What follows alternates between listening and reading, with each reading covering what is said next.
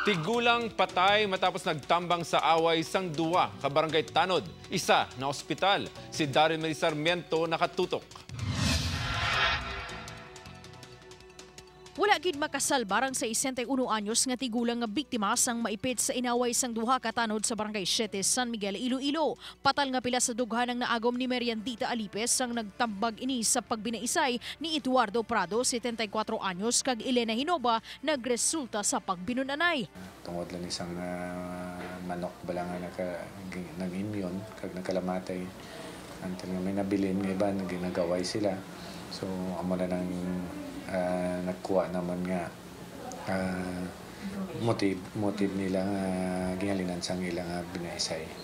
Suno sa investigasyon sang kapulisan, ang sospek si Eduardo Prado ang nakabuno sa tigulang nga biktima. Ginhingagaw padala sa Alyosan District Hospital ang biktima apang gindeklara nga napatay. Napilasan man sa idalom sang dughan ang upod sini nga nagtambag na si Edgar Tanutan kag padayon nga ginabulong sa West Visayas State University Medical Center.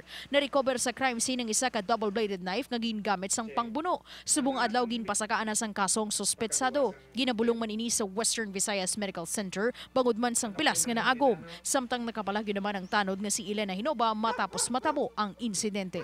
Pero wala ni siya kalabot-labot ang biktima.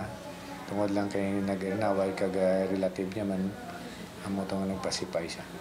Daryl Sarmiento, One Western Visayas.